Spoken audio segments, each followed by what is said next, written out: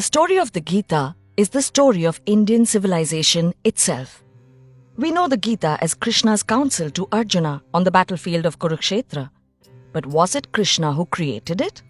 Or was it poet Vedvyas who was speaking the truth of the universe through Krishna? Does Sanjaya, who told blind King Dhritarashtra all that he saw happening in a faraway battlefield, deserve any less credit? What about all the poets and philosophers who sang, recited, wrote down or translated the Gita for people like us?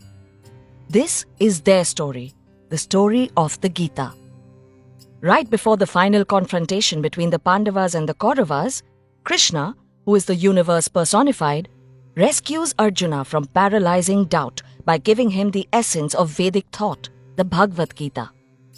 Vyas told the story of the Mahabharata to his disciple Vaishampayan, who told it to Romaharshan, who told it to Sauti, who told it to Shaunaka in the Naimish forest. 4,000 years ago, the rishis of Aryavarta composed the Rig Veda. In it, they praised the sun, the moon, and the planets. They paid homage to the forces that hold the universe together. In the centuries that followed, the Yajurveda spoke of rituals with which mortals might call upon the gods and praise them. After that, the Upanishads shifted the focus from the celestial to the human. Brahman, that which unites all beings, the song that vibrates and flows through all that exists, is shown to be a universal mind. Over centuries, after much debate and disagreement between monks, the Vedanta came to the people at last. The Puranas and the Ramayana and the Mahabharata were written down in Brahmi script for the first time ever. When religions of the book arrived in the subcontinent for the first time, Vedic ideas began to be retold in regional languages and scripts. Through songs and stories, Vedic ideas reached the masses. The Gita had found a new home, the Indian mind. When the Europeans made their first attempts to understand Indian culture, the many customs and beliefs of the Hindus made little sense to them. So they decided that Hindus must have one book that is the source of all their beliefs. What the European scholars did not understand was that Vedic ideas could exist without being holy books.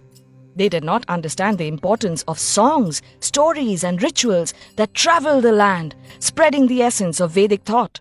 Also, the Bhagavad Gita is not the only Gita. The Puranas speak of the Guru Gita, Ganesh Gita, Avadhuta Gita, Ram Gita, Uddhav Gita, Vyadha Gita, and the Anu Gita. Around the time when the Roman Empire was rising in the Mediterranean, the Mahabharata was being written down in India. In a few centuries, it went from being a short tale called Jaya to being a mighty epic of 100,000 verses. And at its heart, there was the Bhagavad Gita, a book that has been called God's gift to Arjuna. Philosopher Adi Shankara saw in Gita the oneness of divinity and humanity. Ramanuj and Madhav found in the Gita the difference between the human and the divine. In the 20th century, Mohandas Gandhi, Lokmanya Tilak, and Bhimrao Ambedkar all found different meanings in the Gita. Across the seas, Huxley, Oppenheimer, and even Hitler found their hearts reflected in the Gita. There are as many avatars of the Gita as there are minds that it has touched. While it has lived for long and meant many things to many people, the Gita's message remains as simple as it was when the rishis first contemplated the Vedas. Our world is one of infinite variety and change. Life does not last, neither does death. We see the world as we are. We create meaning by giving shape to emptiness and by creating boundaries to contain the infinite. We create friends and enemies. We create right and wrong. We create our own truth and we let it define us. There are 3 paths that can help us find our way in this world. Karma Yoga, the path of action and acceptance. Bhakti Yoga, the path of devotion and surrender. And Jnana Yoga, the path of knowledge and understanding.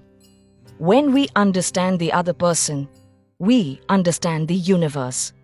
That is and has always been the way the world works. Inspired by Devdutt Pattanayak's writings.